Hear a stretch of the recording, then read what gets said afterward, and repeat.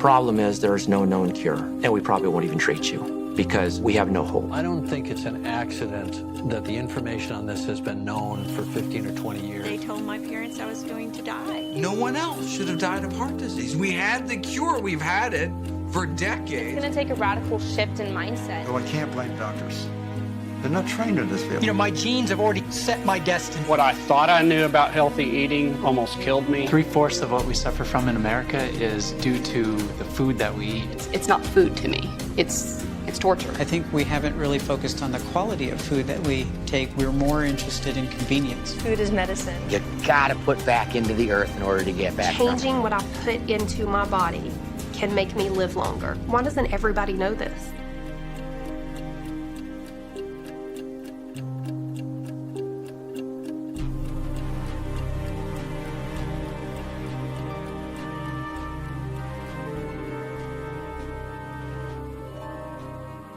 About 19 years ago, we were staying at the house, getting ready for Easter the night before, dyeing Easter eggs and making cookies and setting the table. And my father and my husband were watching television. This is hard for me, I'm sorry. And in the wee hours of the morning, I heard my mom cry out that something was wrong. And we raced up to their bedroom, and he was gone. He was 58 years old, and he was gone.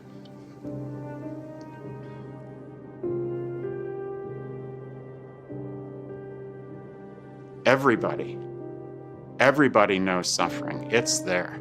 People are hurting, and it's a tragedy. And it's important to me.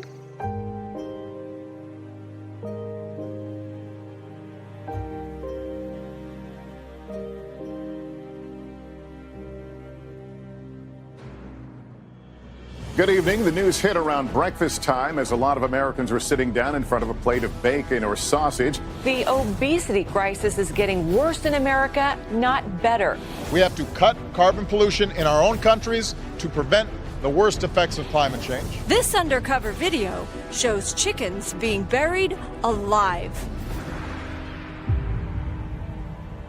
You want to tell the story dramatically and say, you're in a hospital and decide to change your mind, you know. And I don't believe anything anyone says in a hospital, on New Year's Eve, or during sex. Those 3 times, all information is considered invalid. Everybody that goes to the hospital says, you know, from now I'm going to eat right, I'm going to exercise, I'm going to do all this, and they're always lying.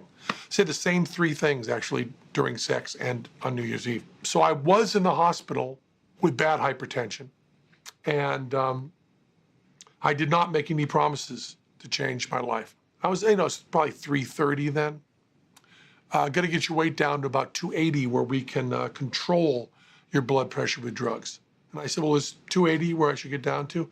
And then he said this sentence that blew my mind. And it was the first time I'd ever, something you're, you know, anybody watching this is very familiar with, but I wasn't familiar with it. He said, well, you know, if you get your weight down to 220, 230, you probably wouldn't need drugs at all. And I said, what? I'd thought that my hypertension was genetic. And he said, well, it is.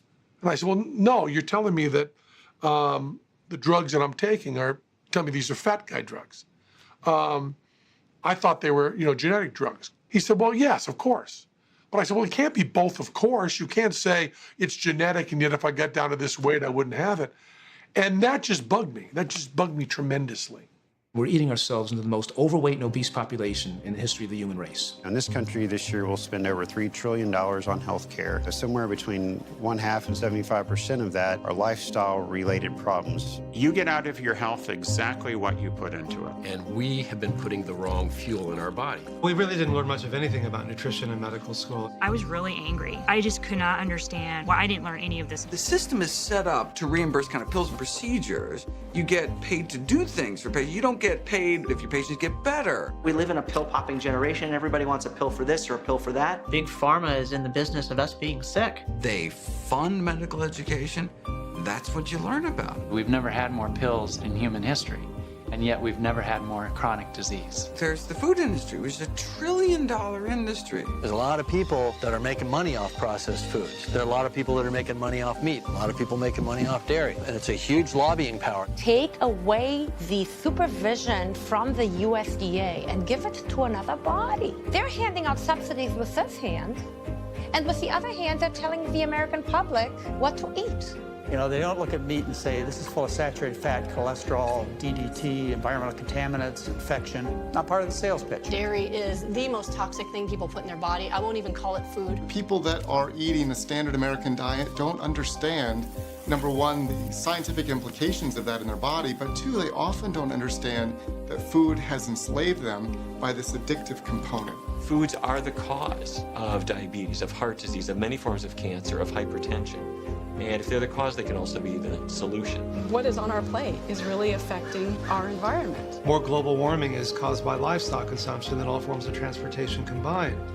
Something's wrong with this paradigm, and we need to shift paradigm to find out what works better. We're eating ourselves into our graves.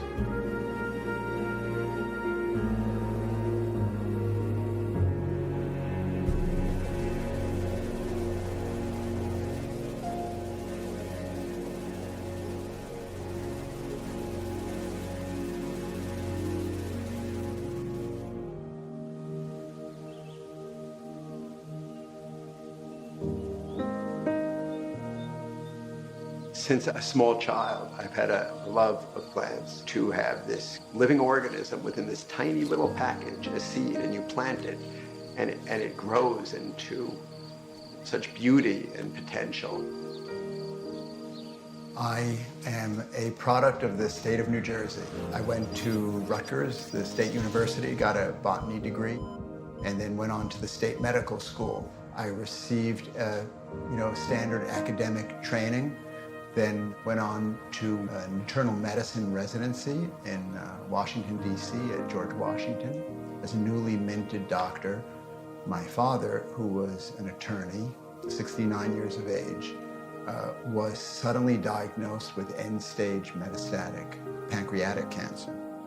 He was given a prognosis of 1 to 3 months to live, offered some standard treatment, and because there's very little success with that agent, my father decided to do nothing and just go home and prepare for death. I knew in my world that I'd come from, there was just nothing available. And even still to this day, there's very little available for pancreatic cancer. So I went to my local library and finally came across some books on food, brought these books home for my father. The books were on a whole unrefined plant food way of eating. He grasped onto it and completely changed his diet. And a year later, we went back. When the doctor saw my father walk in, he looked a bit shaken. He asked my father what he was doing there and why was he still alive. My father started to tell him about broccoli and brown rice, and the doctor lost complete interest in what my father was saying. That was the point for me that changed what I would do as a doctor. Our medical community in general has really focused on symptoms of disease. We see it throughout our whole pharmaceutical industry and our whole approach to care. And, we have this acute care model in healthcare today, and it was designed 100 years ago to treat communicable diseases and injury. And we're still trying to treat chronic disease now with that same acute care model, but it doesn't work. We're trying to treat diabetes and heart disease the way we treat strep throat with pills, but it doesn't work. I feel a little disenfranchised, if you will, to have gone through 4 years of medical school and 6 years of training after medical school and never been introduced to the idea that your health is so closely related to what you eat. When I entered into practice, I had patients constantly ask me, what should I eat, doc? How should I exercise? What should I do? I would throw out little arbitrary words and say, be good the majority of the time. Live by the 4/7 rule. If you do well 4 out of 7 days, that's good enough. You know, I started to become troubled by that, you know, and that I was actually giving advice, professional advice to individuals when they were asking without a fund of knowledge.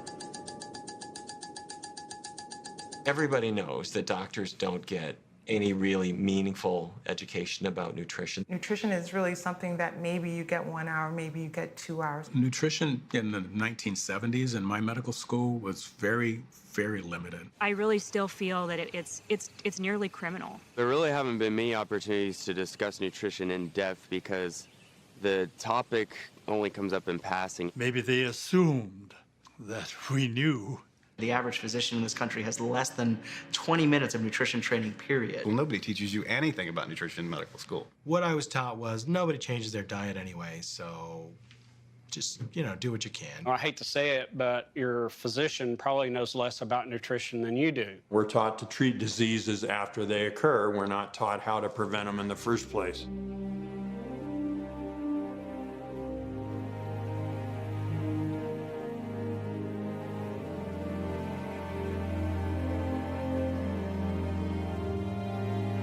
I think that society in general has a broken relationship with food. We're a society that's chronically fed from the time we get up in the morning until the time we go to bed. And when you think about it, the only species that are obese and chronically ill are us and the pets we keep warm and fed. And they get exactly the same diseases. If you eat the same things that most Americans eat, you're going to get the same diseases that most Americans get. I'm a steak guy. Fish. Sushi, actually. I like meat. Anything protein-based. Steak, potatoes, greens. Good cheese. I don't really eat processed cheese. Lasagna. Hamburgers, French fries. Red Bull and a cigarette, which I don't need neither or. But you know what? I'm so old now, I'm just going to do it anyway. It's sad, but I think I can say this honestly. Probably 95% of America has no idea how to eat. Who taught them? Grandma? No, it's the television that's teaching them. Nutritious, delicious. Above all else, beef. It's what's for dinner. Got milk? Ah, the power of cheese. Eggs. Incredible energy for body and mind. I grew up in Texas eating meat 4 or 5 times a day, and I liked it. I ate a high salt, sugar, fat, processed food, pizza, ice cream, candy kind of diet. I was pretty much a standard cholesterol-holic that grew up on a dairy and a beef farm. We loved our cheese, we loved our ice cream and yogurt and steaks and hamburgers on the grill. Grew up on a dairy farm, actually milking cows, but believing along the way that the good old American diet was as good as it gets.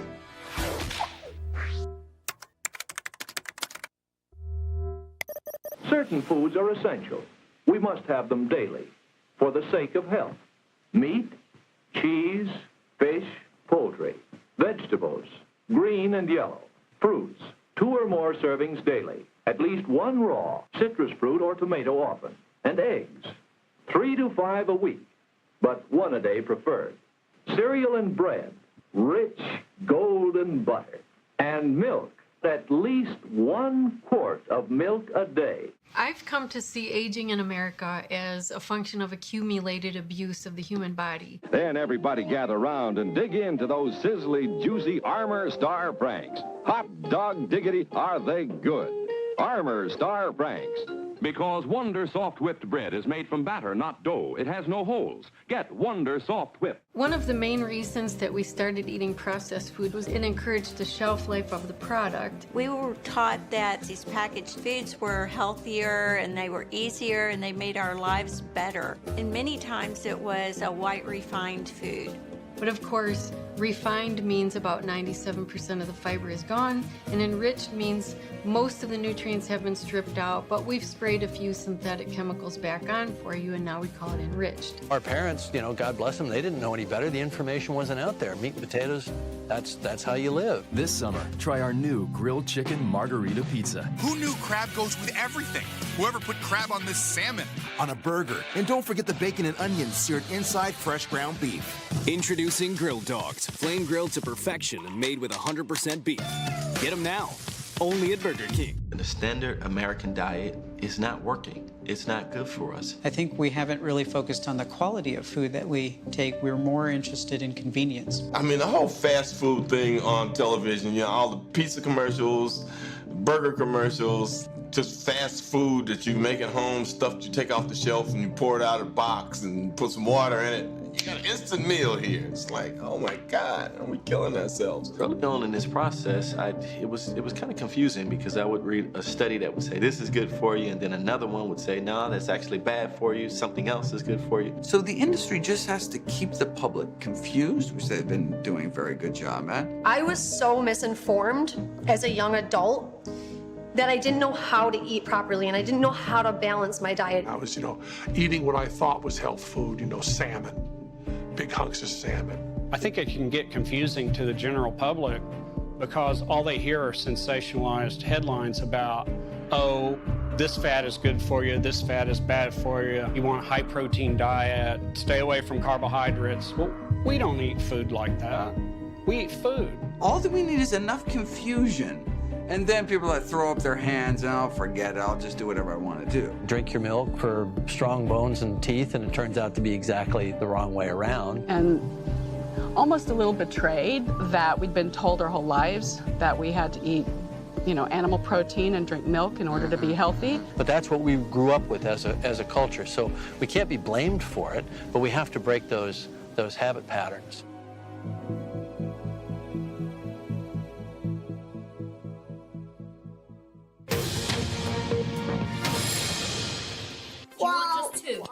Eating to excess. You've got far too many sausages, Willie. Will you put some back? There are fresh concerns about our globally expanding waistlines. Experts had thought the obesity rate had leveled off, and they don't know why it's rising instead. The new report also shows women have a higher level of obesity than men. The reason people get fat is because they eat fat. From my lips to my hips, the fat you eat is the fat you wear. There's unfortunately been a lot of articles written recently, mostly by non-physicians and non-scientists, saying, Americans have been told to eat less fat, they're eating less fat, they're fatter than ever, so, low fat has failed, bring out the bacon and eggs. Well, I went to the U.S. Department of Agriculture database and said, I know that Americans have been told to eat less fat, but what have we actually been eating? Well, it turns out that every decade since 1950, we've been eating more fat, more meat, more sugar, and more calories. So, not surprisingly, we're fatter. The biggest portion of Americans are in the obese category now. It's unbelievable. And we have a very small minority of people that have a normal weight. It goes from the spoon right to your hips and belly, and actually it goes there so effortlessly you can take a needle and suck the fat out, take it to the lab, analyze it, and you can tell what people like to eat. You suck their belly fat out and it's full of monounsaturated fats, then they're into olive oil. It's full of trans fats, they're into margarines and shortenings. If they're full of omega-3 fats, then they're into eating fish. People worry about if they're 10 pounds too heavy, 50 pounds too heavy, but they're not thinking about the impact of the weight as it pertains to their actual health and well-being and their risk for disease. I want to enjoy my kids, enjoy my grandkids. I cannot imagine missing one thing. Going into this massive change, of course, I'd love to lose weight, but more importantly, I just want to be healthy. And they say, Doctor, I've tried everything. I'm miserable. I'll go, well, have you tried eating something different? Or tell me what you've done with your nutrition. I'm changing what I put in my body, but that's what I've known for 36 years, so it's very scary. Up until recently, we didn't really think of nutrition as being a very strong force. Eat a little bit less carbs and nothing much happens, or you count calories for a few weeks and you lose a few pounds and then you gain it all back. And I think people have gotten used to the idea that food doesn't make much difference. My family surrounds celebrations, sad things, bad things. Everything revolves around food. You know, you go to a funeral, and after the funeral, people get together, they eat, and they eat the same kind of things that help put the person in the casket in the first place.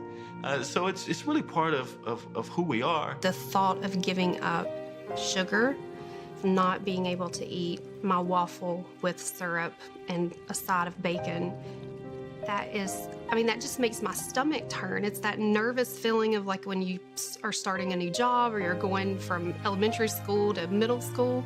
That's how I feel about changing my food. Because food is something primal. It's the first bond and love we create after we're being born. And looking into old age, for many of us, it's the last pleasure we're left with on this earth.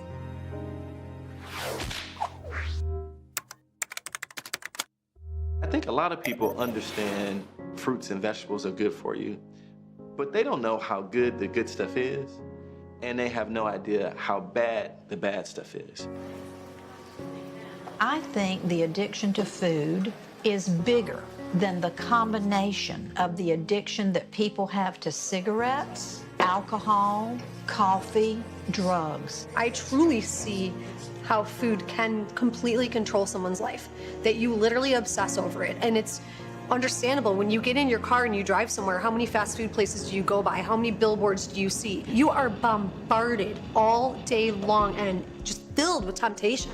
It's like an alcoholic. I can't have one drink. I can't have that one candy bar a week because I didn't have an off switch. Most of the restaurants have very easily figured out that if you add cheese and butter and salt to everything, it tastes good. And so you come back over and over again.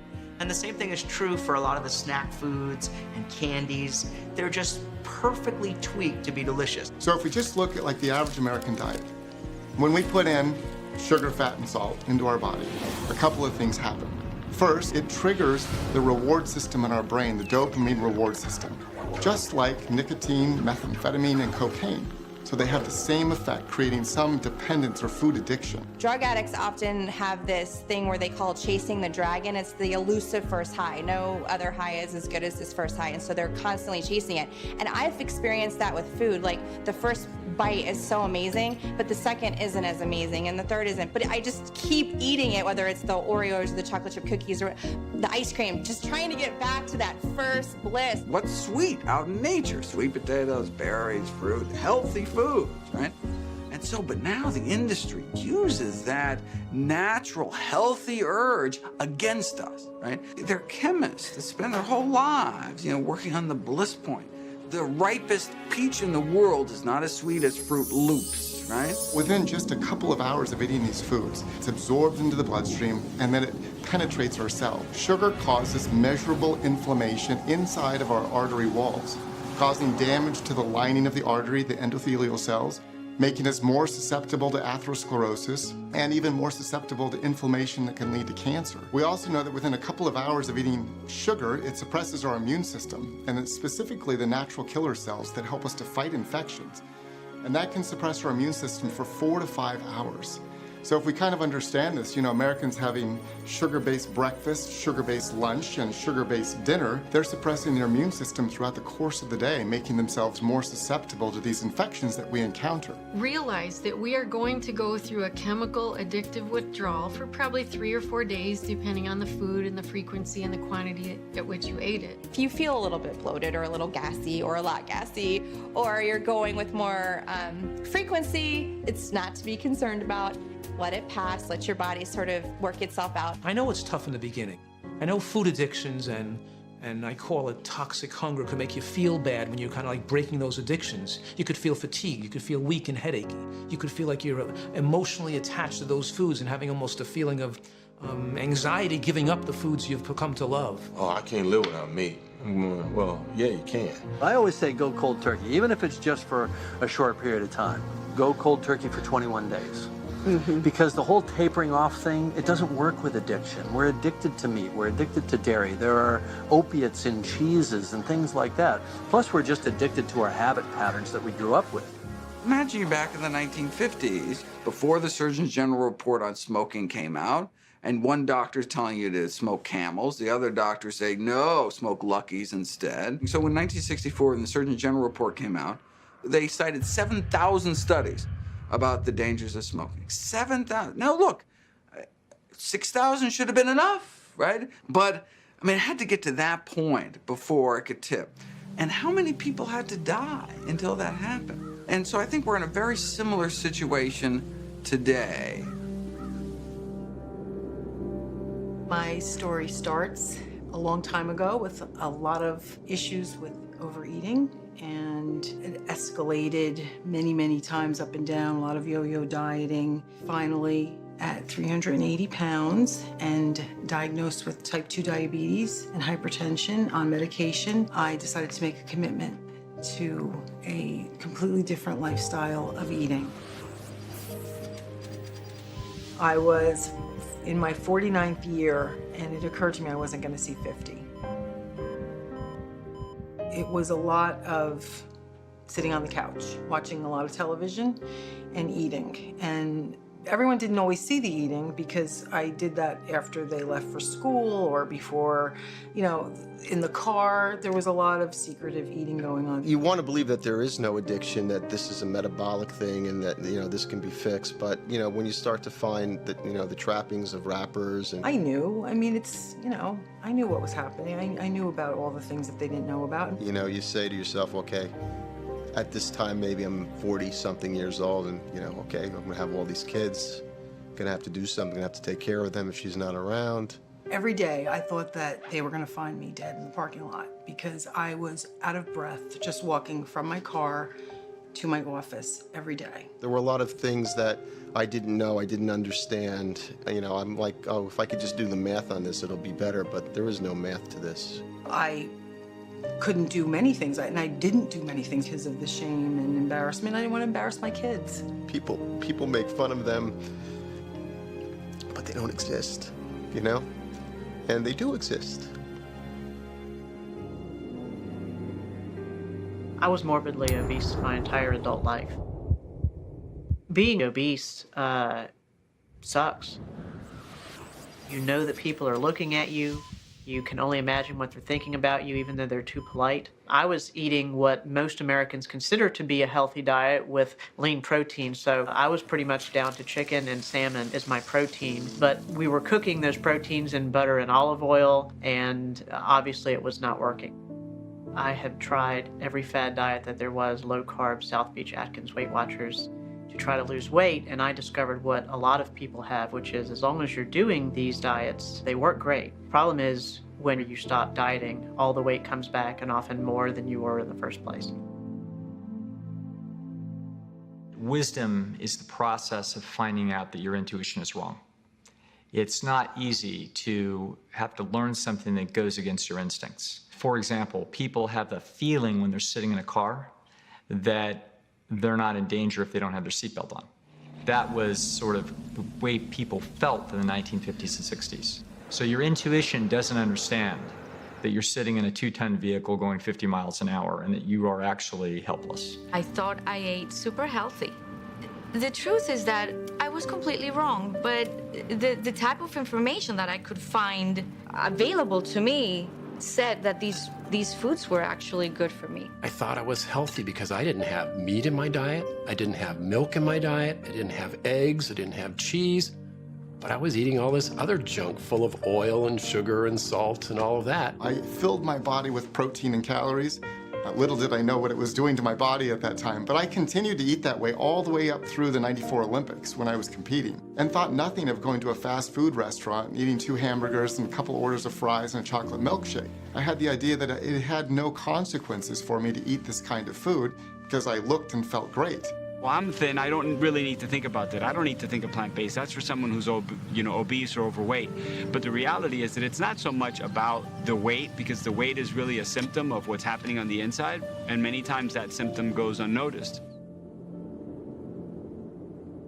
I was just kind of your typical kid. I was on the yearbook. I played volleyball. So we really had no idea that anything was coming or that anything was wrong.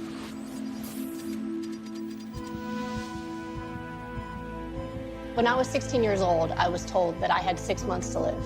So the first clue that something was actually wrong was one weekend I had gone to the Jersey Shore with my friends. But I remember we went to a diner and I had these pancakes and I could not get the pancakes in my mouth. It hurt so bad. And the next morning I woke up and this excruciating pain that felt like it would take weeks to heal was gone. But the strange thing was that same exact identical pain was in my left shoulder. And after a couple of days, it disappeared from that arm too. Not long after that, migraines started. I had this huge rash across my face, going from one cheek across my nose to the other side. My blood test showed that my kidneys were in trouble, so they sent me in for a kidney biopsy. So next thing I know, I'm going into surgery.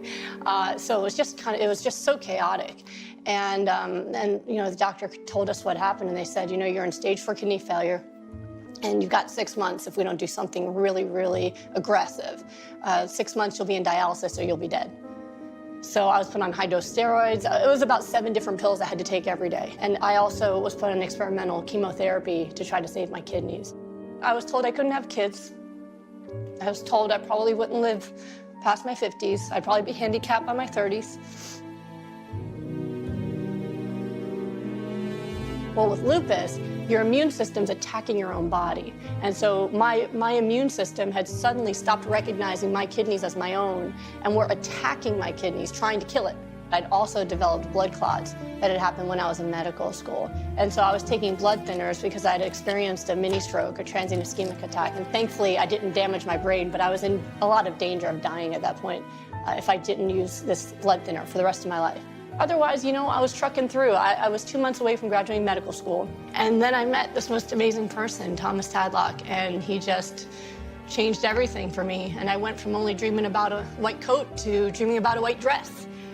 And the hardest thing ever to do was to tell him about my illness and the fact that marrying me was, you know, not gonna be long term. And you know, it was hard for him to hear. But he just said that he'd rather have a short life with me than a lifetime with someone else. So he would take care of me.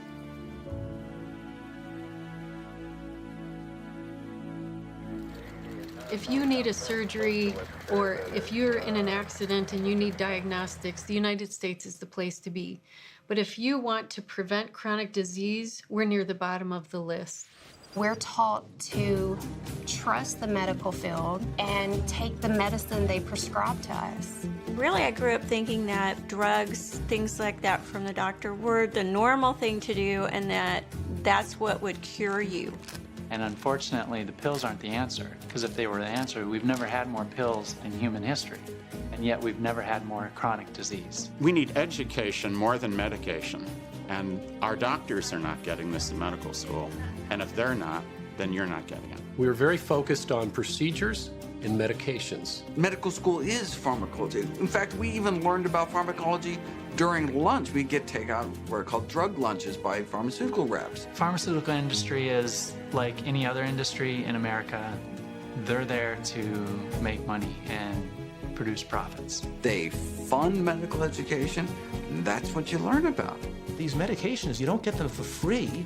You pay a price for using medications, and they work as a permission slip. They enable people to think because their numbers look better, they're okay, while the underlying pathology advances day after day. So in a sense, they give people a false sense of security that leads them to give them permission to keep eating the same diet that caused the problem to begin with, and the inevitable consequence is their disease gets worse and worse and worse. But don't take it if you, and it might cause, you know, rectal bleeding, and your eye might fall out, and hey, you might even want to kill yourself. It's kind of like, really? But it's gonna make me feel better, but I might want to kill myself. I think I'll feel the way I'm feeling. I'm okay. Look, big pharma is one of the most profitable industries. The reason they're not researching new antibiotics, things that we need, is because they take it for 10 days. That's not useful. No, we want drugs you take every single day for the rest of your life, right? And what are those? Those are chronic disease drugs, right? High blood pressure medications, for example, right? You have to take them every day for the rest of your life because they don't treat the underlying cause of the disease. The pill companies don't make money when you're healthy, they make money when you're sick. There's no profit in health. They need to keep you in that kind of zombie state in between where you're just shoveling more and more meds until you basically tap out. That's how the game works, and that's what's stacked against you. I'm skeptical about the medical community because I know they're pill pushers. And it's just part of what they do. The pharmaceutical community has their hooks way too deeply in the government and the regulatory system. Approximately 106,000 people die from drug side effects. And now that's just in hospitals, and that's just 1 year. And these are drugs that are properly prescribed and taken as directed. These are not medical errors. These are not suicide attempts. These are not mistakes. These are drugs that were prescribed exactly right and taken exactly as ordered. And we're killing 106,000 a year. Now that's a lot. That's 1 million people in 10 years.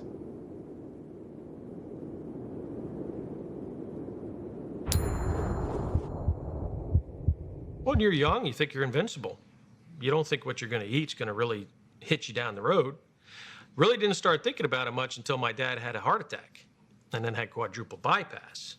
And then, you start thinking, well, uh-oh, he's got a problem, so. So today we're going to see Andre with high cholesterol. His cholesterol report shows that his total cholesterol is 189 on medication. With a whole food plant-based diet, we can take that cholesterol level below 150 without medication. And that's going to be one of our goals.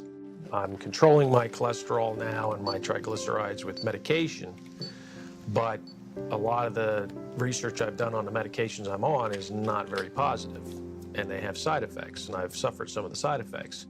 If I'm going to be on this for a long time, is there a better way? If I can do it through a dietary means, which would allow me to get off of these drugs completely, that would be the optimal goal. Well, for me to change anything, I'm going to have that proof to where through this diet, it will put my triglycerides in a safe range, my cholesterol in a safe range, and hopefully the cholesterol ratios, good to bad, within an acceptable range. I'm open-minded to see what happens, give it a shot, see if it works. I mean, what you have to lose?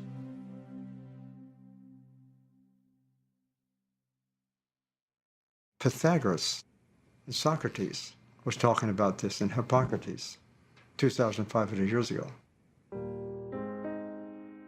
The healthiest cultures on the planet, without exception, were plant-based. I don't think it's an accident that the information on this has been known and is now just bubbling up. Then you have to ask the question, why are we so oblivious to all of this?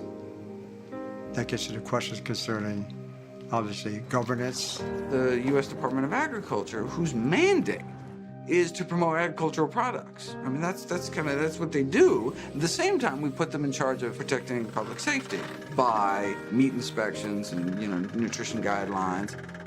How the government's telling us what to eat is through what they subsidize. And so that's what people eat, because people eat what's inexpensive. What foods are subsidized? Well, we're going broke, so shouldn't we be subsidizing healthy food? So are we making apples cheaper? Are we out making kale cheaper? No, the subsidies go to the sugar industry and goes to feed crops, primarily to feed livestock.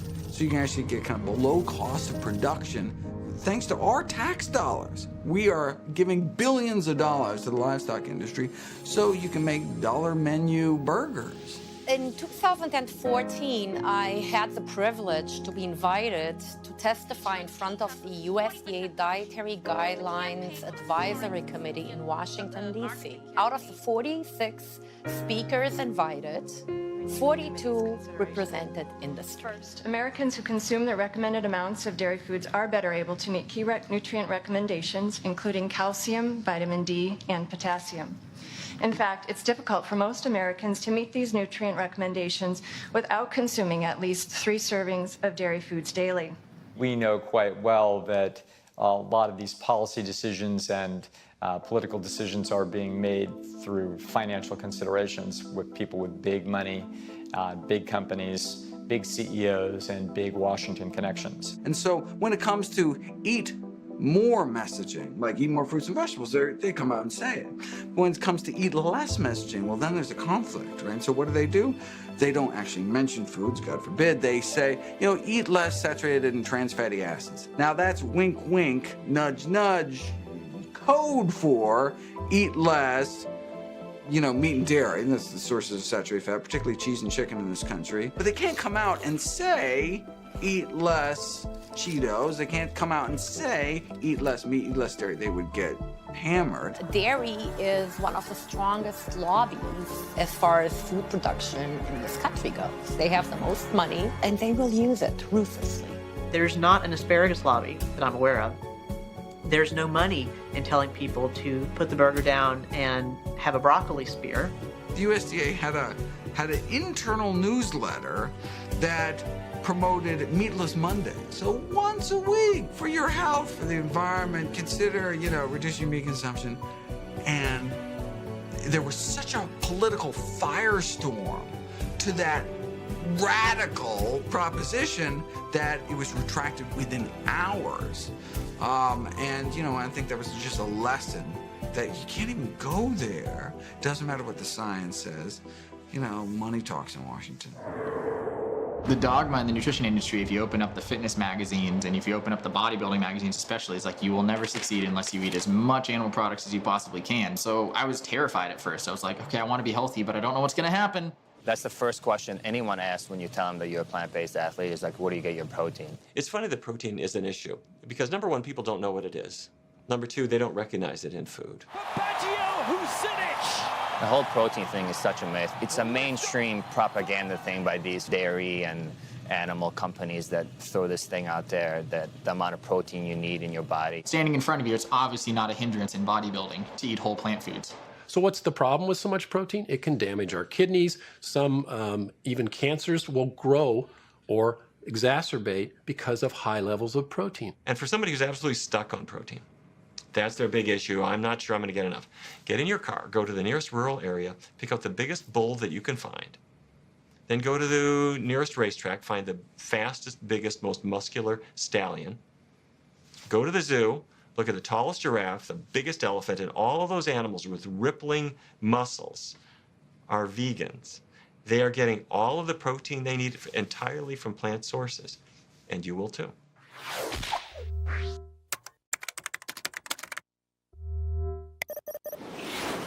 If you go back 10,000 years, you look at old skeletons, fossils, people had no cavities. People had these perfect teeth. You go back and think, well, wait a second, they never brushed a day in their lives. No Listerine, no water pick, no flossing. Yeah, but no candy bars. I mean, so before the invention of the candy bar, they're perfect teeth. I mean, wait, you think our bodies would have evolved to have our teeth fall out? Doesn't make a lot of sense. Okay, but so cavities are completely preventable through diet.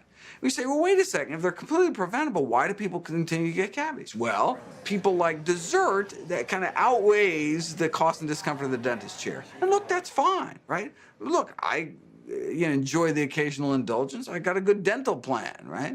But what if instead of the plaque on our teeth, we're talking about the atherosclerotic plaque building up inside of our arteries, right? Then what are the consequences for you and your family? Now we're not talking about scraping tartar anymore. Now we're talking literally life or death. If you had told me the stuff I know now affects my health, I would have thought you were crazy. I was 57. I thought I was too young to have a stroke. When Pam and I got married, I weighed 140. As I got older, that increased about, 10 pounds a year or so. When I had my stroke, I was at 240, almost 250.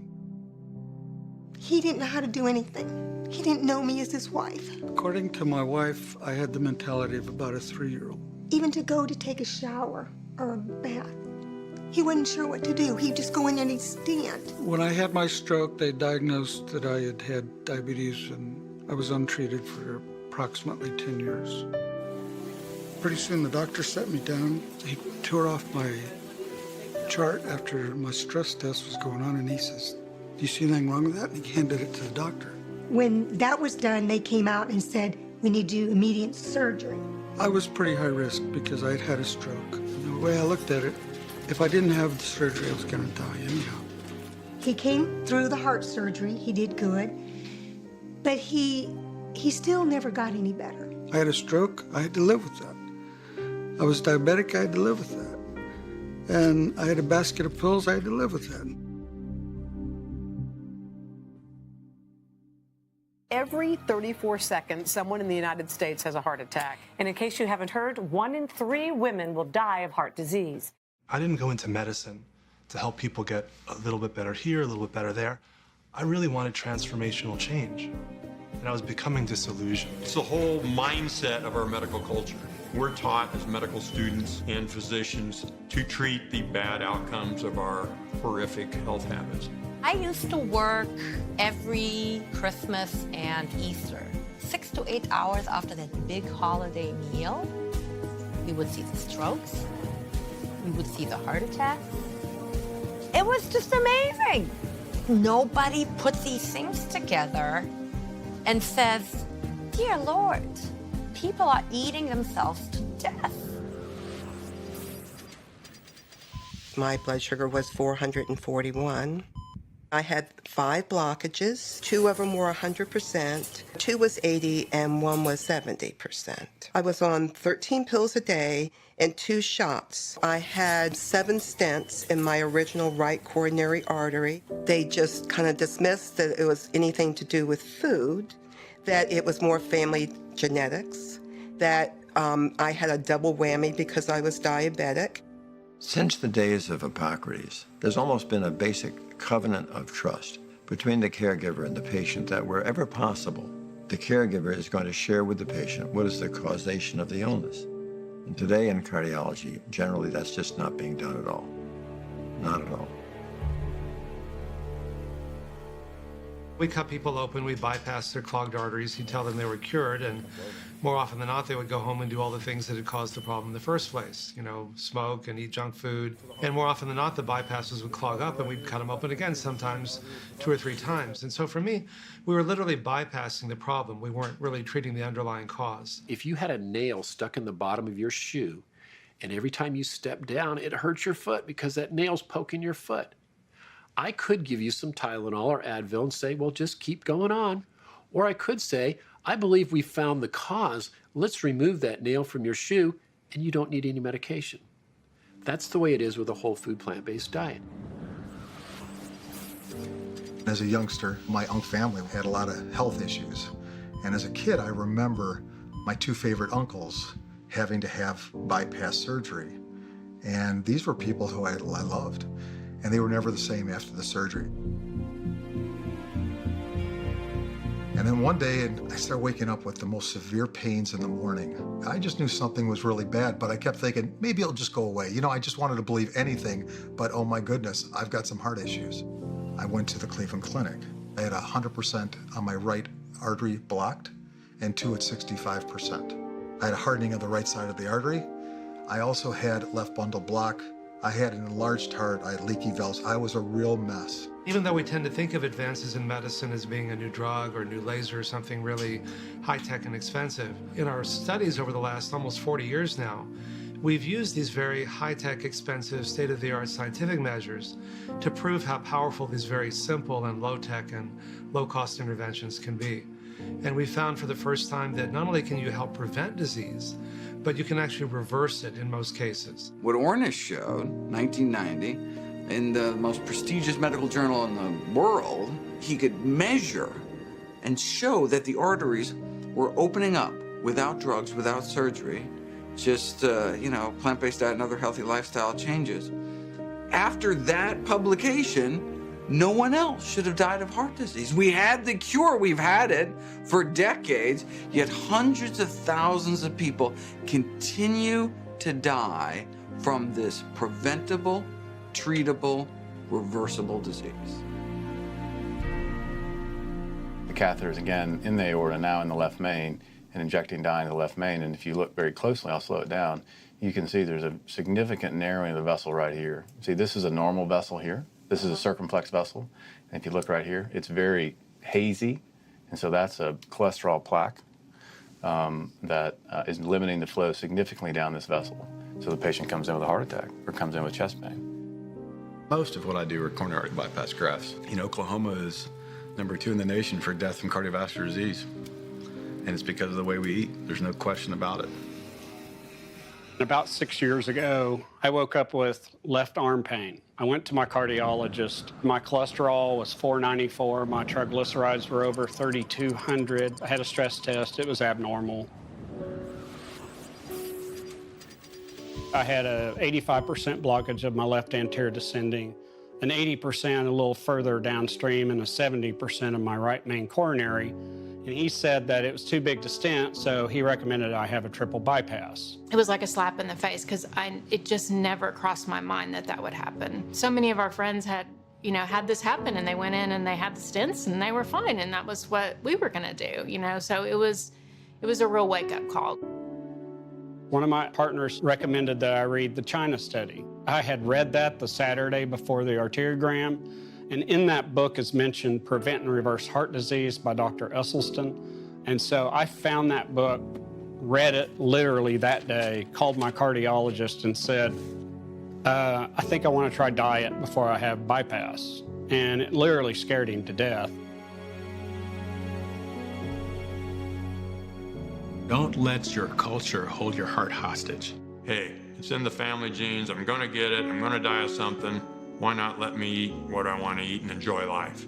I hear that all the time. It's very common for people who have a family history of heart disease to have a family history of eating a very poor, low nutritive quality diet, high in junk food, high in salt, sugar, and fat. One of my sites that I work at is a heart hospital. I see patients that come in there not infrequently who are about my age, built like me, that come in with heart attacks.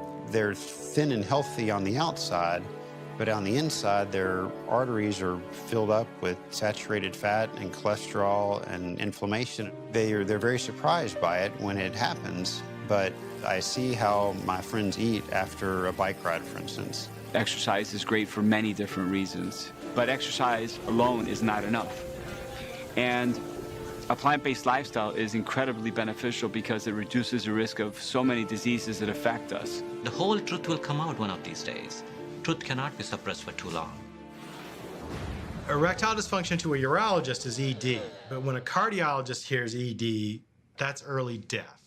Erectile dysfunction is sort of the bad boy on the block because nobody wants to talk about it.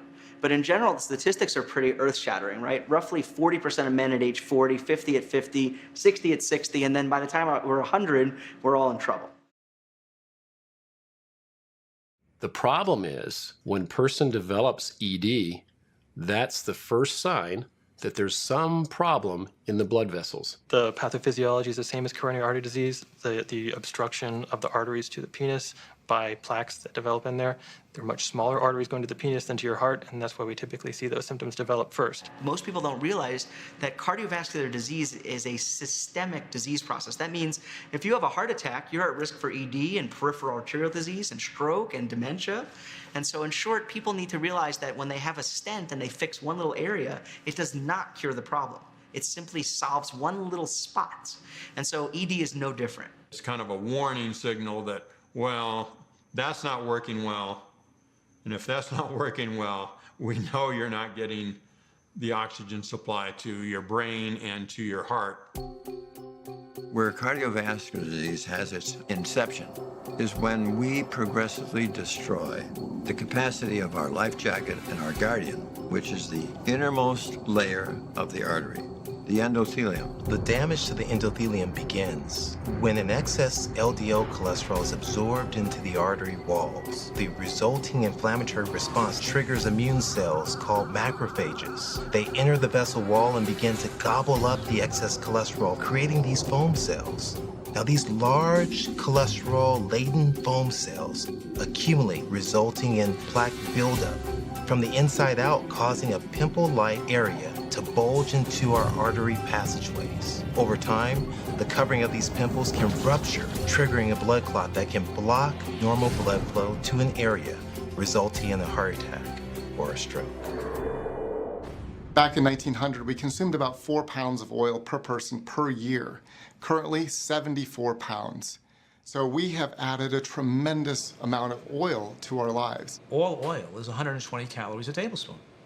And most Americans consuming between 250 and 700 calories of oil a day. You're taking the oil, removing it from the original item, whether it be an olive, whether it be a soybean, whether it be coconut, and you're isolating that oil out. When you isolate that oil, you have 100% fat. Fats and oils are a major contributor to blocked heart arteries, high blood pressure, high cholesterol, heart attacks, heart failure. Oil injures endothelial cells. Olive oil, corn oil, soybean oil, safflower oil, sunflower, coconut oil, palm oil, oil in a cracker, oil in bread, oil in a salad dressing. So I have a number of people, even on a plant-based diet, that will come in and say, Dr. Stoll, I'm eating really well, but I'm still gaining weight. And my first question to them is, well, how much olive oil, coconut oil, et cetera, are you using in your diet?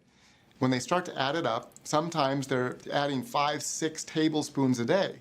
So here we are, 600-700 calories they're adding to their diets, and they don't realize it because they're adding in oils that they assume are healthy. There aren't some special oils you can buy that are health promoting. They're all processed foods with almost no levels of micronutrients and phytochemicals in them, with no fiber. Coconut oil is 90% saturated fat. Lard is 43% saturated fat. The coconut oil miracle is that it's still on the market. And so when we just hear little clips on the news, maybe on the internet, says olive oil's the way to go, we grab onto that. And unfortunately, it's bad information. Here I am, I'm just out of recovery from the heart catheter, and he looks at me, he says, I think I'd like you to meet Dr. Caldwell Esselstyn. He was my mentor at medical school. Sure enough, the next morning he gave me a call. He said, I want you to read this book, Prevent and Reverse Heart Disease, and call me back. There is hard science out there that you can halt and reverse this disease with nutrition. There's a common feeling that, patients won't do that. Well, nothing is further from the truth. I read it, and within a few days I called him back, and I said, I'm in. I'll do whatever you want me to do. When folks are willing to change their, 50, 60, 70-year-olds worth of habits, it's amazing watching Cure for the first time in my career. I really believe that diet is the primary way that we need to change things. I've been now plant-based for almost 3 years. What it's done is, at that time, my cholesterol was 310. Today it's at 143. Plant-based nutrition has allowed me to have more energy than I've ever felt in my life. The body is a natural self-healing machine, and disease is unnatural, avoidable, and in most cases reversible with superior nutrition. What I thought I knew about healthy eating almost killed me.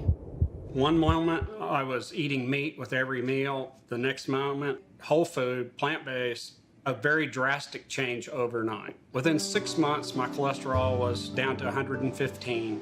My LDL was 15, which was as low as they could measure. My triglycerides had fallen to 175. The last time I had my cholesterol checked, it was 96, and my triglycerides were 97. And there's not a drug on the planet that can do that. That is solely through diet. And I'm just utterly amazed that the human body has the ability to heal itself so quickly. I've used my body for 53 years. I'm currently 59, and I feel better now than I felt when I was 35. Genetics is not our destiny. Our genes can be directly affected by the food we eat. We know that you can reverse heart disease with a plant-based diet. We know this. You cannot do it with medication, but you can do it with plant-based diet. And when they ask doctors, why don't you teach people this? They say they don't think people are going to want to do it. It's too difficult. Well, let them be the judge of that. I think it's too difficult to go under the knife and have my chest cracked open, but give people the chance, the opportunity. 2 weeks after starting the whole food plant-based diet with no oil, my angina had all of a sudden stopped. By the time I went back to my internist, my hemoglobin A1C was coming down, so they took me off the shots. They took me off of the Starlix pills. Within a couple months later, I went off the metformin. The doctor said, I don't think you're diabetic. I don't have any arthritis anymore. I'm enjoying life. I love the food that I'm eating. I would say the bottom line to all my health issues is you don't have to suffer with heart disease and diabetes because it's foodborne illnesses. And if food is what got you into this mess, food can get you out of it. By definition, a mammal makes milk for its young. And so a horse makes milk perfect for its foal, and a human being makes milk perfect for the infant. And a cow makes milk perfect for a calf. The thing is that we have different nutritional needs when we're young than a calf has. They grow real fast. A little baby calf grows from 60 pounds to 600 pounds drinking milk.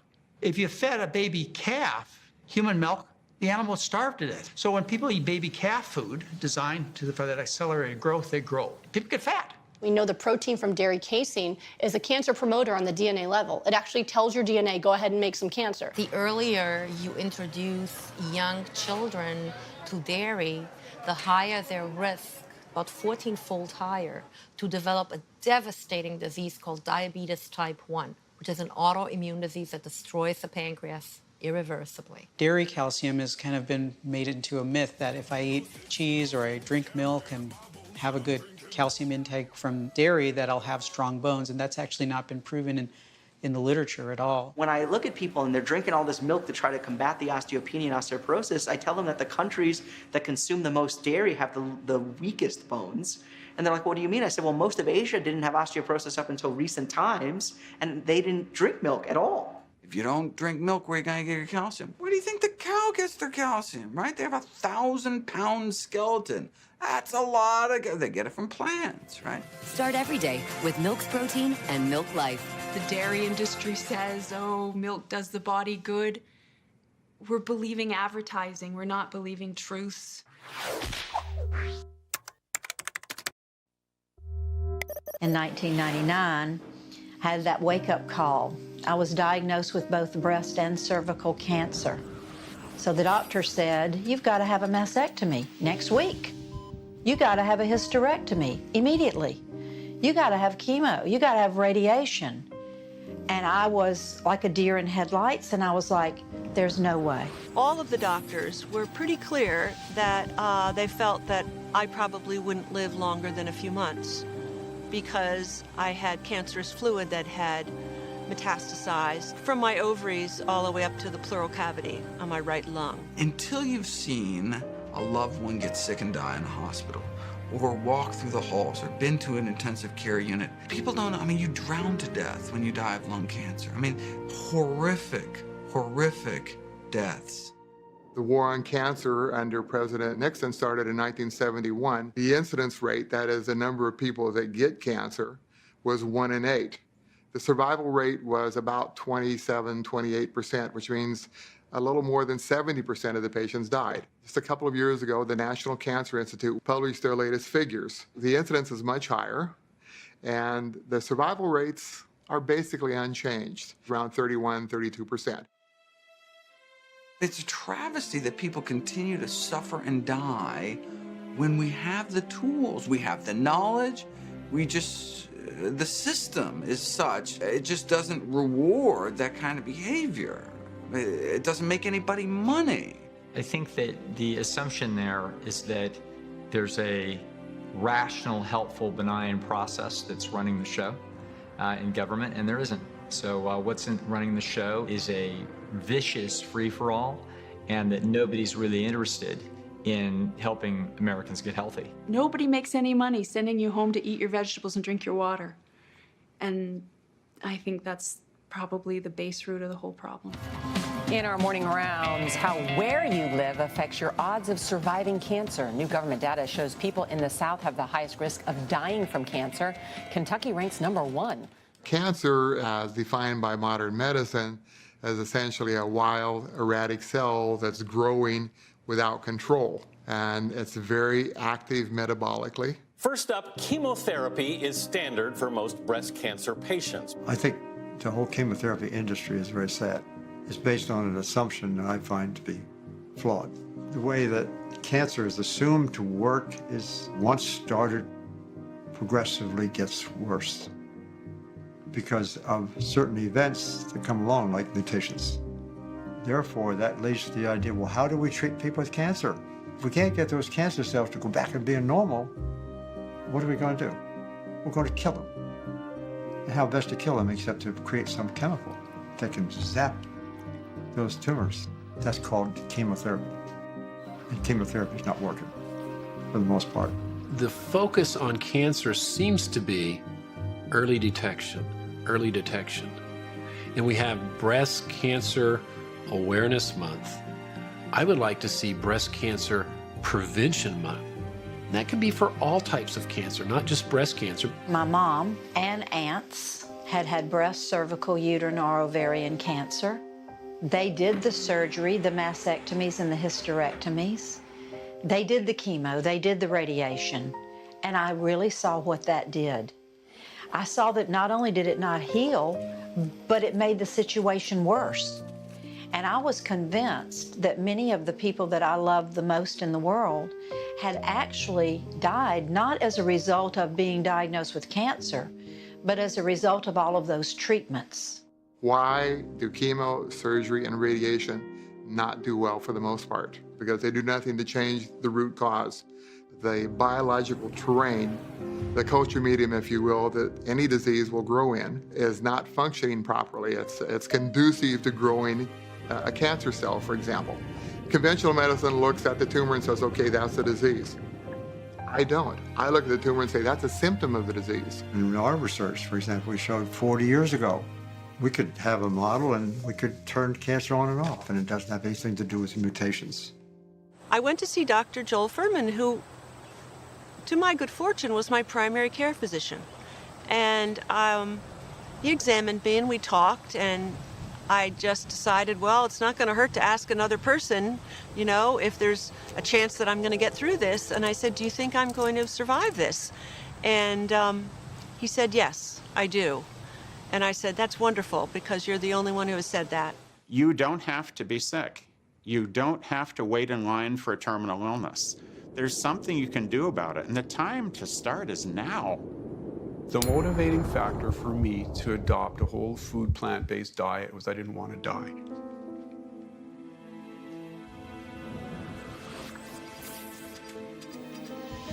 My wife had adopted whole food plant-based ideology for at least 2 to 3 years. And I did it really purely as for health. I had dragged the family along fairly successfully.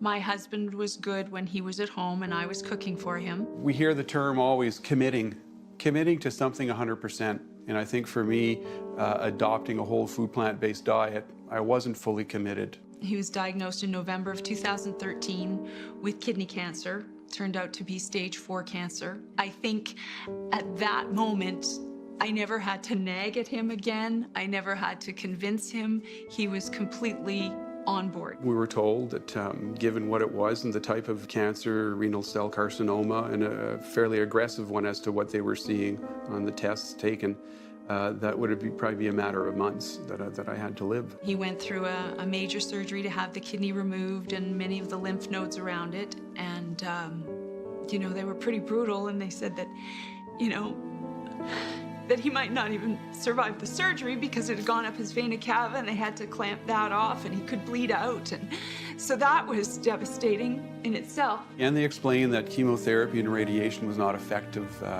in controlling or healing or working with renal cell carcinoma. And they said there was current research being done with respect to immune therapy drugs. He recovered really well from the surgery rather quickly. He was accepted into a trial study, and it was an immune-boosting therapy, and we went down to Vancouver for that. And after the 3rd treatment, it attacked his liver. So they explained to us that this liver attack, the side effect from the drugs, and the rates that my liver was battling right now could be a fatal episode. So he was dismissed from the study because it doesn't look good to kill your trial patients, so they basically sent us home to recover from that. There's no way. I'm not gonna do surgery, chemo or radiation. He said to me, what do you mean, no? You don't have a choice. He said, you'll be dead in 6 months. I said, well, I'll tell you what. If I'm not dead in 6 months, I'll come back to see you. Conventional medicine uses the term of 5 years survival of a cancer without a recurrence of the same cancer. You might have another one, but without a recurrence of the same cancer is considered a cure. For me, it really isn't. For me, a cure is when the patient lives the rest of their life, as long as they don't mess up and start doing the bad lifestyle choices that they had. We did a nationwide survey of a total of 6,500 families. And what came out of that was supporting what we had done initially. And that was the moment in that process we turn away from vegetables and fruits and grains which we learned had to be the whole form, the intact kind of form, and we put in all of the animal foods and all the processed foods, we're making a big mistake. Animal protein can turn on cancer. And the protein that we were using primarily was the main protein of cow's milk. When you are eating super inflammatory foods, you're eating dairy products, you're eating meat, you're eating eggs, you're eating all these inflammatory foods, processed foods, all these oils you shouldn't be eating, and then you add to that pesticides and all these chemicals that we know can potentially cause cancer, now you're in the perfect storm.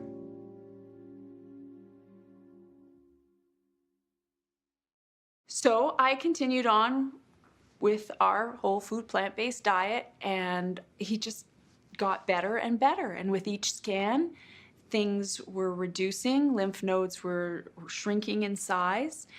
And initially they had said it would be naive to think that this would not spread. And it didn't spread, and it reduced. And it kept reducing to the point where it was radiologically undetectable. At this 2-year period where you're told plain and simple that you're probably going to die if you make that outset date. You're probably going to get sicker and sicker. And I didn't. And I got healthier and healthier and healthier. And at 2 years, when he should have died, according to them, he went back to work, full time. I've never been this healthy in my whole life. And I'm carrying on. What has brought me here this far, this healthy and the way I am, has been adopting whole food plant-based. There's no two ways about it. My friends and family didn't believe me. They didn't approve. My doctor didn't like it. But when that 6-month mark came, I made that phone call. I want an appointment. When they ran all the tests, and I was completely cancer-free, some of the things that I found from those tests he ran, not only did I not have cancer, but rheumatoid arthritis that I was diagnosed at the age of 27 with, that the doctors had told me then, you could be crippled by this. You could end up in a wheelchair. You're going to have to take drugs for pain management on this. It was gone. I had always had these problems with eczema, psoriasis. My skin looked better than ever. And from a little girl, I was diagnosed with all kinds of allergies.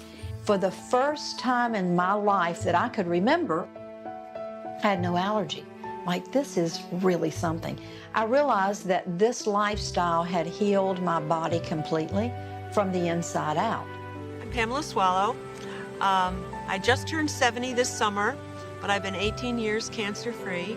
I was diagnosed in 1997 with metastatic stage 4 ovarian cancer.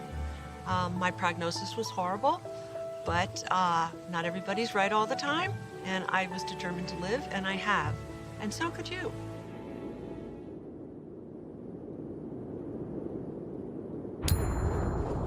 I have a major blockage in my right thigh. I have a lot of plaque in, I guess, a major artery. I was trying to find solutions. When I was shooting Captain America in Cleveland, I was going to the Cleveland Clinic, and while I was there, the doctor asked me about the blockage, and then she started telling me about this doctor that could possibly help me, and we went to have lunch with Essie and Ann. They're just such enthusiastic and healthy people. I'd already read his book. I was convinced that I need to try this, and I decided I was gonna jump right in. I was a little daunted by okay, no oil, no dairy, no nuts, no sugar, no, the nose. But I got to it and I started it. I was getting along fine with the diet. I was doing great. In the middle of all this, the movie that I was preparing to do in the spring, the director wanted to see me because he heard I was back in town. He wanted to talk to me about the film. When I left, I got a call later on that evening from my agent. It was like, the director was very concerned about you. They said if you don't gain like 20 pounds between now and the time that movie starts, they're gonna fire you. So, contrary to my health needs, I went back to flesh and not just plant-based diet. I gained the weight back like wham. It just came right back just the way I lost it. My leg cramps came back. I started to snore again. I don't pop up out of bed as energetically as I used to. My regularity changed. My susceptibility for catching things changed. drastically. I get tired after I eat. It's just really trippy, you know. It's like, is food supposed to give you energy? I eat now, and it's kind of like, I need a nap. You know, it's like, so my digestive process is very different. I know that at some point I'm going to go back to it because I know how to do it, and I know how I felt when I was doing it, mainly because I know I could do better for myself.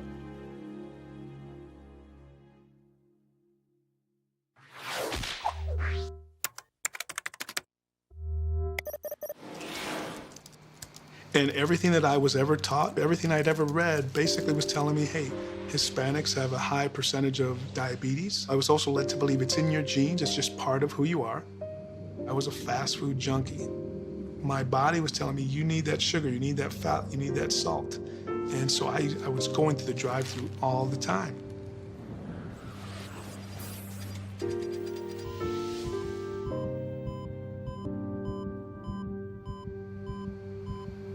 My family has been devastated by chronic disease. My mother was diabetic. She had a kidney transplant. She was legally blind. Many, many years of dialysis, many, many years of shots, injections, and pills, and ultimately passed away at the young age of 61 years old. My oldest brother, he was diagnosed with pancreatic cancer. He passed in 2002. My twin brother, Joe, he's been diabetic over a decade, and just about 4 months ago, he had a heart attack. And then the youngest brother is Martin. He was diagnosed with diabetes at a young age, in his early teens, 13 or 14 years old. He has had his right leg amputated. He has had a kidney and pancreas transplant. He's legally blind. He does dialysis 3 times a week, and he takes 25 medications every single day. And I was headed down that same path at the age of 43, taking 2 insulin shots, 2 oral medications for diabetes, a high blood pressure medication, as well as a high cholesterol medication. I even asked my doctor, I said, will I ever get off this insulin? And he flat out told me, no, you're gonna be on insulin the rest of your life. I was very upset. I was actually quite pissed off because I'd seen what this had done to my family, and now here I was. Up until fairly recently, people had a completely wrong view of diabetes. They thought diabetes is caused by eating sugar or eating starch and eating bread. And that was somewhat logical because the carbohydrate in the bread does release glucose, it releases sugar.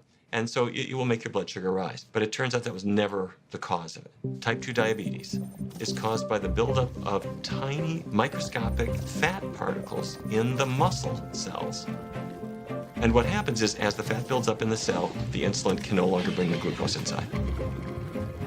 So what's the answer? The answer is get that fat out of the cells, the diabetes will improve.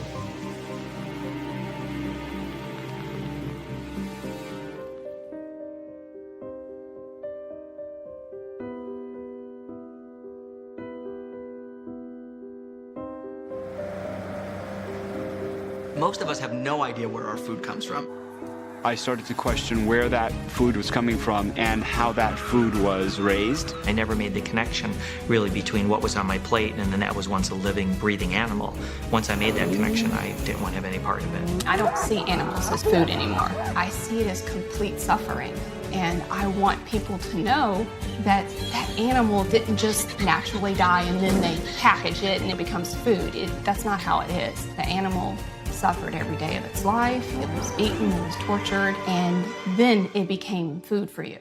The plight of farm animals is more than ever something that really matters to me. But what also surprised me was how many basic human rights violations exist with the humans in addition to what's happening to the animals. A lot of milk that we drink actually has a lot of pus or white blood cells in it, largely because a lot of these animals are not treated as well as they ought to be.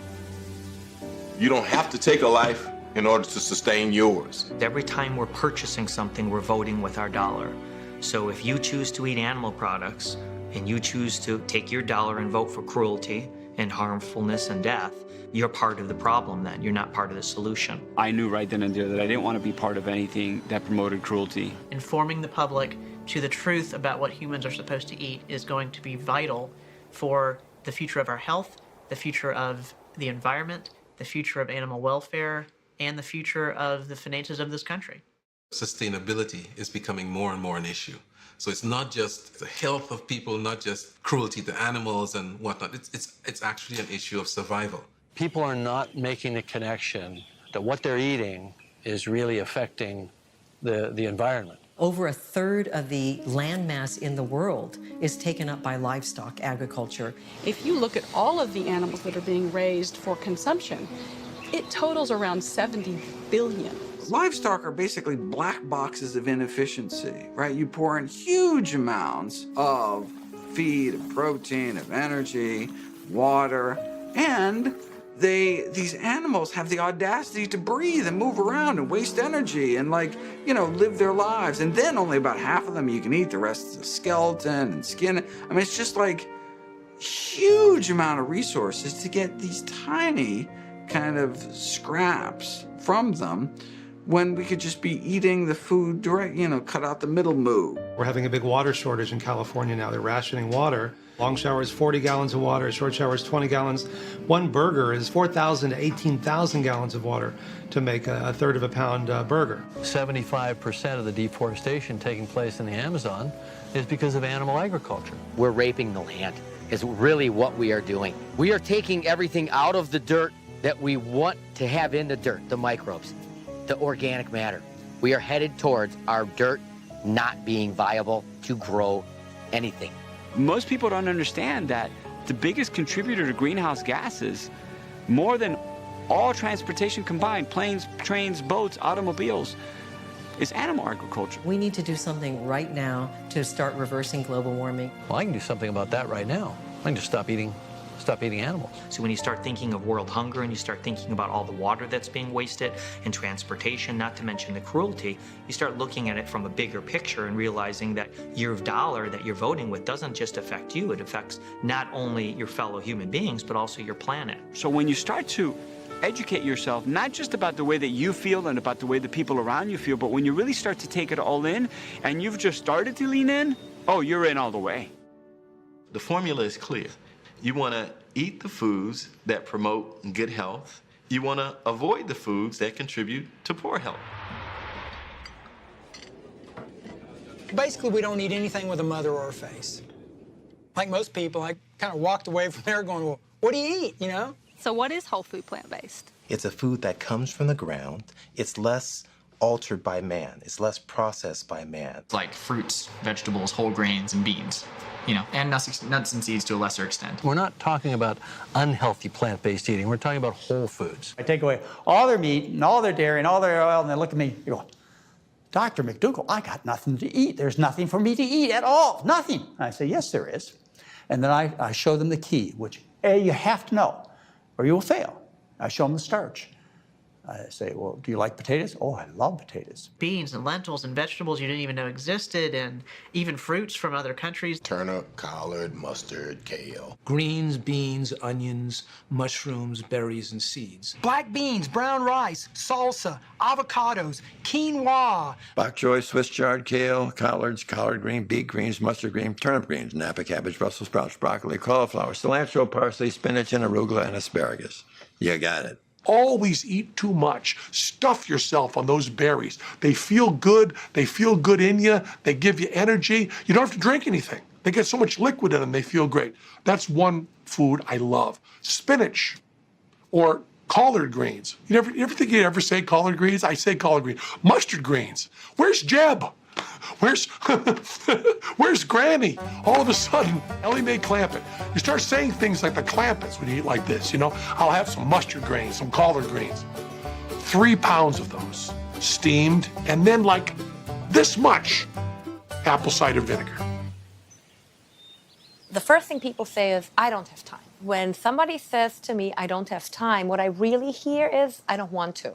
If tomorrow I'm going to be diagnosed with cancer, I don't have time for that, but I will have time to do chemo, radiation, surgery, recuperation. The hardest part about changing your diet and your health is just deciding to do it. Oh, plant-based diet, I don't think I'd like that. Well, you think that long enough, you probably won't try it. Don't you remember when you were little and Mom put something on your plate and said, well, just try it? No, I don't want to try it. Well, just try it. It's like riding a bike. You like the idea, you want the outcome. You can read about the technique all day long, but at some point, you've just got to get on the bike and find your balance. And once you find your balance, you just glide. and it's so freeing. So I started, and I started very seriously. I started every meal, 3 meals a day, which consisted mainly of fruits and vegetables, some nuts and seeds, and it worked. And in about 6 months, I lost 120 pounds. And then over the course of maybe another 6 months, I lost another 100 pounds, so I lost 220 pounds. The diabetes went away within weeks, and the hypertension also went away. I started to feel great. She's got so much energy today, I can't really keep up with it, to be honest with you. Recently, I was lucky enough to have an echo done by my coworkers, and she was overwhelmed by what she saw on my echocardiogram. There were no blockages, there's no plaque. The elasticity in my heart is excellent. And she said, we don't really see hearts like this. The number one thing that she said was, Susan, I'm convinced. I see what you eat every day, but this, for me, as a echocardiogram sonographer, this is what sells me. I have reversed disease. The damage that hypertension does to your heart and type 2 diabetes, it was reversed in the last 5 years from eating this way. The first thing I noticed was that I didn't have all those greasy dishes. And then I noticed that my food bill was lower. And then I noticed that I felt better. After all, if you have all those greasy dishes, think what the inside of your intestine must look like. The vast majority of the world subsists on rice and beans for fractions of what we pay for food. The thing people have to understand is that it is not expensive to eat a healthy, whole food, plant-based diet. Sure, if you go out to restaurants or buy vegan processed food, it is. But where I live, in the ethnic markets in the area in Los Angeles, a pound of beans are 49 cents. And you get it, cook it in your pressure cooker, you're done in 10 minutes. For me, I'm not buying meat anymore. I'm not buying dairy anymore. When in season, I can go to my local farmer's market. And when I explain to them, they ask for how can I do this really? And I say, well, you can actually buy a 25-pound bag of brown rice for 25 bucks. You can buy a 20-pound bag of whatever your favorite bean is for 20 bucks, and a bunch of fresh frozen vegetables for 99 cents a bag. And you have a meals for a month for 2 people for 60, 70 bucks. And they look at me like, oh, I never thought of that. You're not eating the cheeses and the meats and the eggs, and so the average family is going to save a lot of money. Plus, you're not going to be in the line at the pharmacy counter as much. And if diet changes can start to cut that down, you're saving serious money. We went in and ransacked our pantries, our refrigerators, our freezers, start emptying things out, taking out all the things with the oils, the sugars, the processed foods, got rid of the meats. From one day to the other, our lifestyle changed completely. We threw away everything we had, and we went to the store and bought new food, and we started. By the time we got from the TV room into the kitchen, he said we shouldn't have any more animal products in our house. I was like, yay! We just switched like that, and Yeah. and then there was a moment where we said, well, what about the children? I said, it's not a democracy. They're just along for the ride.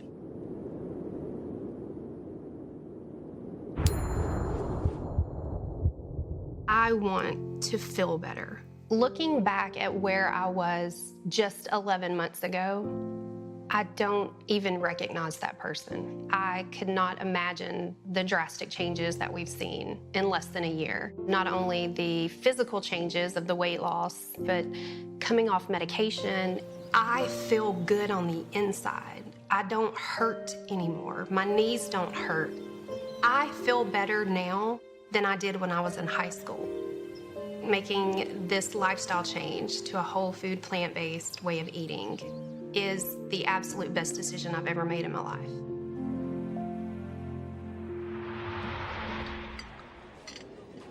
It's not so much about trying to invent a new way of life, but rather discovering the foods that are right here in front of you. So it's about shopping in the produce department. It's literally about knowing which aisles to walk down in your supermarket, which stuff to grab, and which stuff to just keep walking right past. The first priority is to eat whole, unrefined plants and to avoid animal-sourced foods and foods that are processed. A fresh roasted beet. Oh. I get really excited about produce. The foods that don't require a label tend to be the highest in nutrients and most beneficial for your health. Things like fruits, vegetables, whole grains, beans, lentils. However, there are a lot of foods that do have labels. I'm talking about your frozen pizza that's got a dozen ingredients in the crust and a dozen more in the toppings. My God, there are paragraphs of ingredients. You don't want that. Especially you don't want the mono and diglycerides, you don't want the added oil, and there are usually 4 or 5 or 6 different ways that they're stuffing sugar at you. For example, we'll pick up Raisin Bran, and I'll show folks, okay, tell me how much sugar is in that per serving and how much fiber is in that per serving. They very quickly realize that often they may be eating for breakfast something that is a bowl full of sugar. You can pick up a jar of spaghetti sauce, and it'll have sugar in it. Now, that being said, there are plenty of packaged foods that can be a part of a healthy diet. For example, canned vegetables, frozen fruits and vegetables. However, the way they're packaged matters a great deal, and the way they're processed matters. So in teaching people about label reading, I tell them if it has a package, turn it over and look at the label. So let's take a look at this one, because it looks really promising. It says 100% whole grain. It also says heart healthy and a good source of fiber. So let's take a look at the ingredients just to make sure. Whole wheat flour, water, sugar. Sugar's the third ingredient. It's also got soybean oil in it and those mono and diglycerides that we don't want. So again, it's so important to read those labels.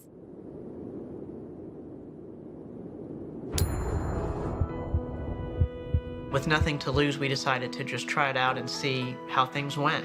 And so we decided to do it for a month, and the pounds just started to fall away. I think I lost 14 pounds that first month. So over the course of the next 18 months, I proceeded to lose half of my body weight for a total of about 130 pounds.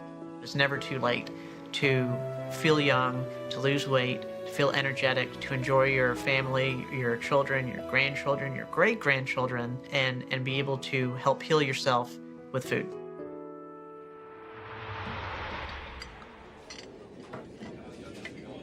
I am so satisfied. I love my food. I eat so many different things now, and I try new things. Like, I never would have tried Indian or Ethiopian or Thai, and they're my favorite, and I would have missed those had I not become plant-based. With plant-based cuisine, we can create all the flavors, textures, satisfying feelings that you always want from a meal. Let's demystify this notion that if you are a plant-based eater, you are giving up everything. If food tastes good, regardless of what it's made of.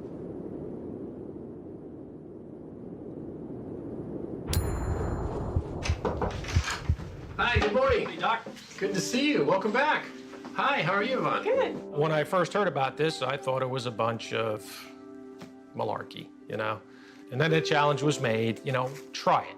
What does it hurt? So I tried it. Without medication, your cholesterol was 300 range. Yes, previously. Okay. And now, without medications and making some changes in your diet, your cholesterol is 171. Really? Yeah. So it's almost half of what it was before on no medication. Your triglycerides have dropped another 20 points. Both your cholesterol and your triglycerides are safely in the normal range. Sweet. On no medication. That is proof to me. You can't lie in the numbers, and you can't lie with shedding the weight. And I felt great. So we kept on going with it, and it's working. I was told and I was convinced by my doctor, you're going to be on this for the rest of your life because you're just genetically predisposed to be this way. And it took this to prove to me that's not true. I'm eating plant-based, whole foods, and my cholesterol is no longer an issue. I feel as good as I did when I was 20.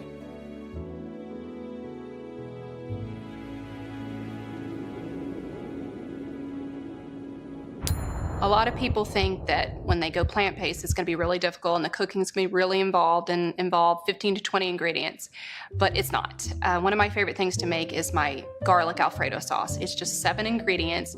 Basically just start out with chopping some onions, chopping some garlic, throw it in a little bit of vegetable broth on a pan, saute it for about 8 minutes until all the broth is evaporated, and then you just add it to your blender, and you're going to want to add the cooked vegetables,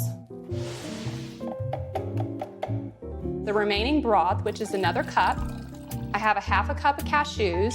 Now, if you don't have a high-powered blender, you're gonna have to soak your cashews for about 5 to 6 hours. Otherwise, they're gonna turn out gritty, and you don't want that in your sauce. You're gonna want it thick and creamy and smooth. A 1/4 cup of nutritional yeast. That's gonna give it a depth of flavor and a little bit of cheesy undertone. 1/4 teaspoon of black pepper, a 1/2 teaspoon of salt, and 1 tablespoon of lemon juice. Blend it up, and you got some delicious Alfredo sauce, and pour it over some cooked pasta. And everybody's gonna be shocked that there's no dairy and there's no butter or cheese in it. It's really, really delicious. It's just as rich as traditional Alfredo sauce, but it's actually good for you. It's about just being creative. It's about not so much seeing roadblocks, but rather seeing the opportunities that come with these new aspirations that you may have. There are 3 reasons to eat out. 1, you don't have to do the dishes. 2, the ambiance. 3, companionship. You never go out to eat to further destroy endothelial cells, okay? Everybody says, well, gosh, Dr. Esselstyn, it's so hard. Aren't they going to have some of these places have oil? Yeah, all of them. When the waiter or the waitress comes to your table, you turn in your seat, take your glasses off, look them squarely in the eye. You must understand that I am deathly allergic to a single drop of any oil. Now, you get creative. Can I have part of this item on the menu mixed with part of this and put it together? Then the chefs are really actually, if you just ask the question, they're very excited to create something for you. We have to be that change. We have to be the ones to ask, and hopefully soon enough demands that we have organic, plant-based foods in restaurants across the country. We adopted this lifestyle on December 3rd of 2011. Within days, 3 to 4 days, I start to see my sugars plummet, and I'm seeing my weight drop anywhere between 5 to 7 pounds per week. My psoriasis went away. My heartburn, I've not had heartburn since I adopted this lifestyle. And I'm Mexican, I love spicy food. I eat jalapenos and spices, Indian food. And lo and behold, by the end of January 2012, so not quite 60 days later, I was off all 5 of my medications. 4 to 5 months in, my erectile dysfunction went away. So here we are 3.5 going on 4 years later. My health continues to be normal. My A1C levels, my cholesterol levels, my blood pressures. I'm healthier than I was even 20 years ago. So when my wife and I adopted a whole foods plant-based lifestyle, we basically changed the trajectory of my family's future. So we're gonna make the cauliflower hot wings, which you're just gonna love. They're really easy. So you start with a head of cauliflower, or you can cheat like me and buy pre-cut florets. Just set those aside and whisk together 1/2 cup of plant-based milk, so just soy milk or almond milk, 1/2 cup of flour. I'm using chickpea flour today, but you can use any flour that you happen to have. Whisk in some garlic powder or some onion powder, or even cayenne if you want it to be hotter, or a little nutritional yeast. Then pour your almond milk into your flour and mix it so it forms a batter. Take each floret and dip it into the batter and shake it off just to coat it. Put it on your baking sheet. Bake it for about 12 minutes at 450 degrees, just until it's golden and fork tender. And then when you're done, toss it with some hot sauce or teriyaki sauce or barbecue sauce. Just mix it together, and then you have your hot wings ready to go. When we're looking at this plant-based nutrition data, it's more than heart disease and risk factors. It's actually a lot of cancer, a lot of inflammatory diseases such as lupus and Sjogren's syndrome and rheumatoid arthritis. And so, plant-based nutrition and good lifestyle are good for a variety of things, not just heart disease.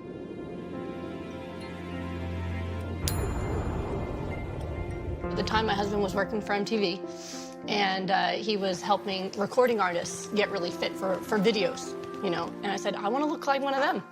It was purely vanity. We're going to go to Maui, we're going to get married, and I want to look as good as I feel emotionally. And I want to do it in a healthy way. And that's what he did. It wasn't about starvation. It wasn't about hurting your body. It was about learning how to take care of your body, learning how to nourish my body in a way that would cause me to have a fast metabolism. And most people think about fuel in terms of these big building blocks like protein and carbohydrates and fat, but that's not what it's about. It's about vitamins and minerals and phytonutrients and enzymes and things that your cells actually need. I had to eat so much food, more than I'd ever eaten before, and drink all this water and take, do all this, eat more than I ever had before. And he told me that was gonna make me actually lose weight. So even though I was skeptical, I did it. And in the 4 months, not only did I go from a size 10 to a size 3, but I was really fit, and I'd felt the best I'd ever felt in my entire life. I had no more aches and pains. My joints felt great. I was energetic. When it was time to get my blood tests and everything, I didn't really think it was gonna affect them because that wasn't possible. I just, I thought this was just something that improved how I felt. And so I told my husband, well, whatever this is that you did, I'm gonna eat this way from now on because I feel so good. When I got my next round of blood tests a few months later, all the lupus indicators were negative. The doctor had a medical student with him, and he said, this woman alleges to have lupus, but we're not finding any evidence of it. Maybe there's just an error in the test. Go have your wedding, come back, and we'll test again. And we tested again a few months later, and now even the antibodies for the clots were completely negative. And my blood pressure was coming down to that of an athlete. And my genetically high cholesterol that I was told I could do nothing but blame my parents, that's what my doctor had told me as a kid, that was completely normal and, in fact, optimal. And that's what's happened ever since then. And right now I'm sitting here, and it's been 10 years since that first negative blood test, and there's been no sign of lupus coming back, in spite of me continuing to go on and not only expose myself to those things they said I shouldn't, like going out in the sunshine, but also having 2 children. I have continued to actually get healthier and stronger as the years have gone by.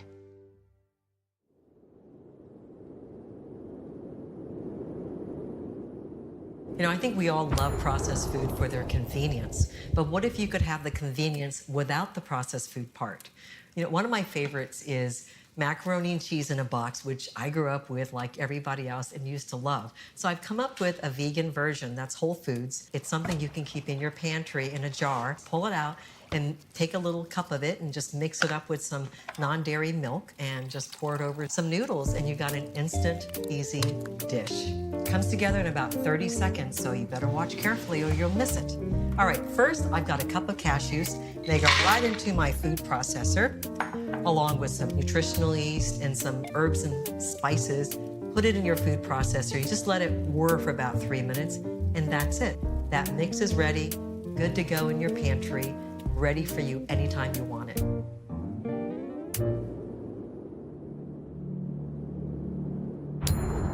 After about 2 weeks, the things I noticed was I had a lot more energy. I could walk a lot further, and I could walk a lot faster. I dropped a bunch of weight. My cholesterol dropped like a rock. Everything seemed to come back into line. He now rides a bike. We go for long bike rides. When I got out of the hospital, I don't know how many medications I had, and I'm off all that now. He walks miles, and it's giving Greg back to me. There's all kinds of diets, but this is a way of life. Most wives take for granted what a gift a husband is and be able to do those things with their husband. And I'm telling you, I am so thankful. The doctor called me at home, and he says, hey, I just got your blood work back from the lab, and I was reviewing your results, and you're no longer diabetic. It's really good.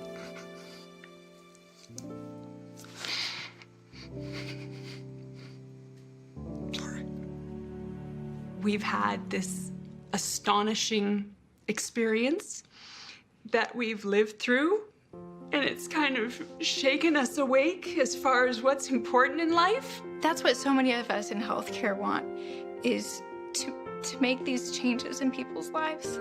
It is the most effective and powerful way to treat the broad range of illness that a primary care doctor confronts. It's just the easiest thing you can do to have better health. It's low-hanging fruit, literally and figuratively. I did not know how bad I felt until I felt good. I'm sure there are times in my life when I was younger that I felt better, but there's no time I remember feeling better. You will lose weight. You will lose your high blood pressure. You will lose your diabetes. You will feel better. You will lose your risk for stroke. You'll lose your risk for dementia. So there are side effects. Dr. Esselstyn entered my life at the worst time in my life. And I felt like he was a godsend. My life changed. It's the single best thing I've ever done, by far. I believe that my chance of getting coronary artery disease is 0. Whole food plant-based nutrition is indeed the answer to the healthcare crisis in America.